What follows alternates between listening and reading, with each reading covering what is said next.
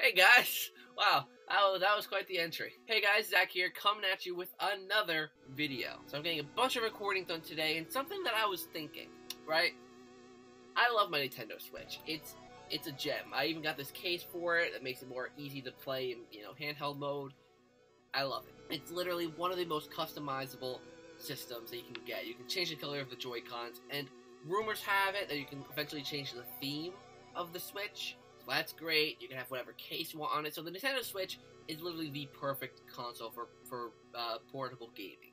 Because you can play games like Doom, you can play games like L.A. Noire, and pretty soon Diablo 3. You can play Skyrim, you can play Dark Souls, all those games you only have to play on the Xbox or the PlayStation. Now you can play on the Nintendo Switch and on the go.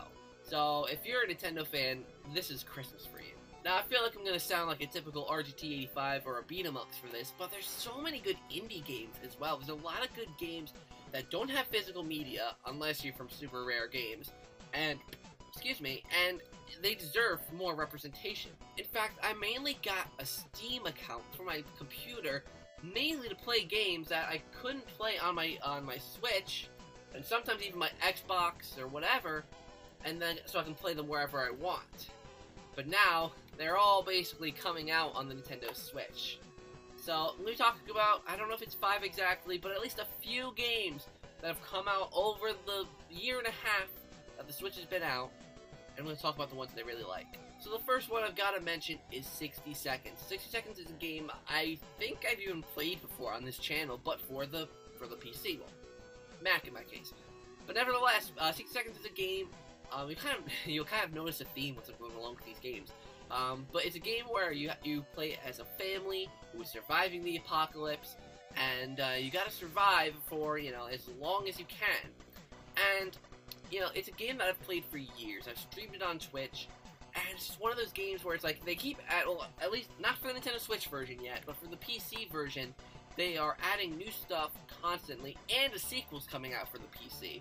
So we're waiting for the news on that for the Nintendo Switch, but nevertheless, it's a great and fun game. It's one of those games, it's only like $10, so it's a really good pick up and play type game where you can play for about, 20 minutes, or while you're waiting for a doctor's appointment. It's a really good game if you want something that you can pick up and play, and, it's really entertaining, and there's multiple endings, so there's a lot to do, and for $10, it's really a no-brainer.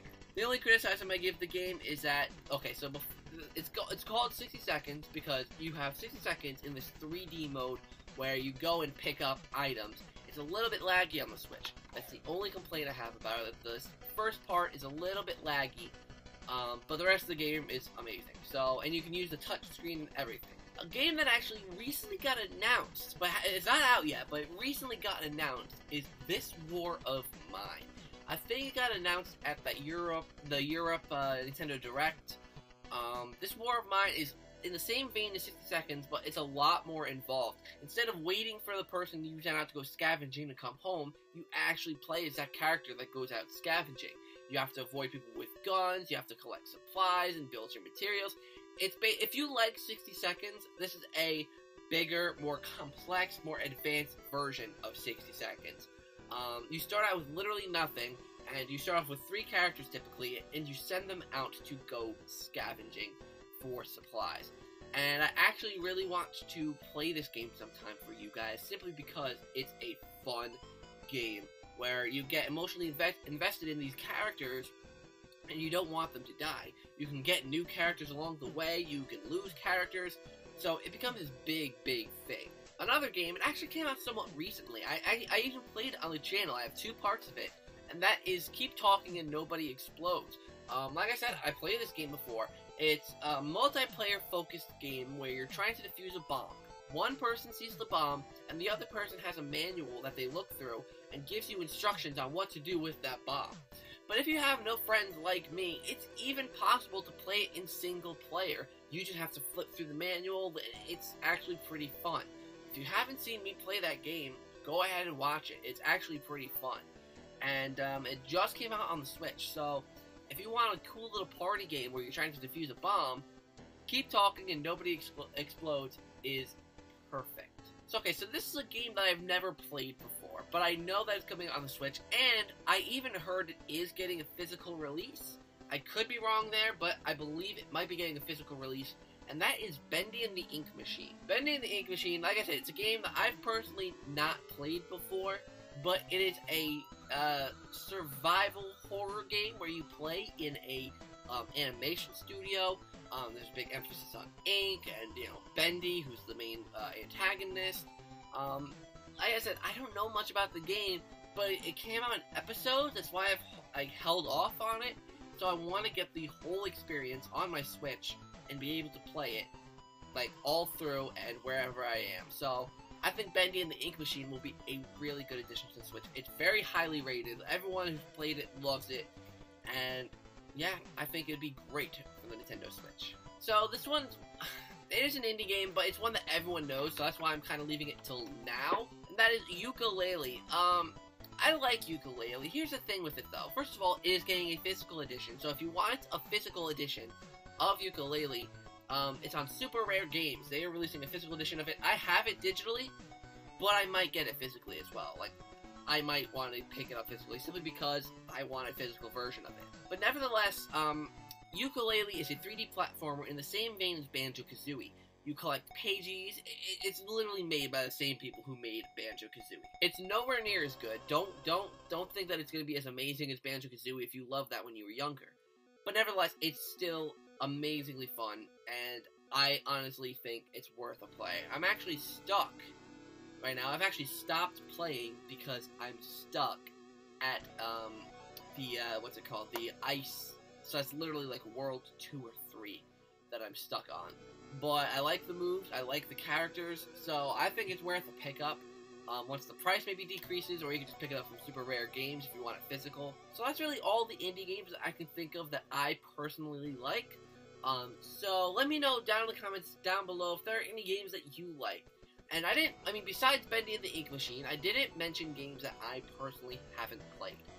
Like, I know personally I would love Golf Story. That game looks amazing simply because I love Mario Golf on the Game Boy Advance, and it's in the same vein as that. So I know I love that game. So like I said, I didn't mention games I didn't already play. So make sure to go check out all those games I mentioned on the Nintendo eShop. They're all great. Bendy and the Ink Machine and Yooka-Laylee, I believe, are the only ones coming out physically. I also want to kind of mention Outlast here, because Outlast I have not played. I actually recently got it for the Xbox One, but I've heard that they are amazing games. If you're a fan of survival horror, these games are for you. And I'm personally waiting for them to come out physically, because I don't want to do the same thing like I did for Yooka-Laylee and get it digitally and only for it to come out physically. Thank you guys so much for watching. Let me know what indie games you like down in the comments down below, like I said. And let me know if you like your Nintendo Switch. There's a lot coming out for the Switch. So many people are like, oh, the Switch is dead this year because last year we had Zelda, Splatoon, Mario, you know, so this year's dead. But I highly have to disagree. There's so many indie games coming out. There's also Super Smash Brothers, there's Mario Party, there's Pokemon. So there's a decent amount coming out this year. So I think the Nintendo Switch is on a good road. And they're not PlayStation, you know, screwing up cross-platform play, because, you know, they don't want to do it because the best experience is on PlayStation. That doesn't answer the question of why you don't allow cross-platform play on friggin' with Switch and Xbox. You know, Xbox is one thing because they're your main competitor, but you can't even cross-platform play with the Switch. That's just shocking. I'm sorry, but I mean, PlayStation's cool. Like, I don't hate the PlayStation. They're just my least favorite in the console generation, in this console generation. But I mean, damn, that's just stupid. Not allowing cross-platform play. That's just messed up. And one last thing before I go, I actually just thought of this. I want Cuphead. I want Cuphead on the Switch. I don't care how we get it. I just want Cuphead on the Switch. That's all I want. So thank you guys so much for watching. And until next time, I'll see you guys in the next video.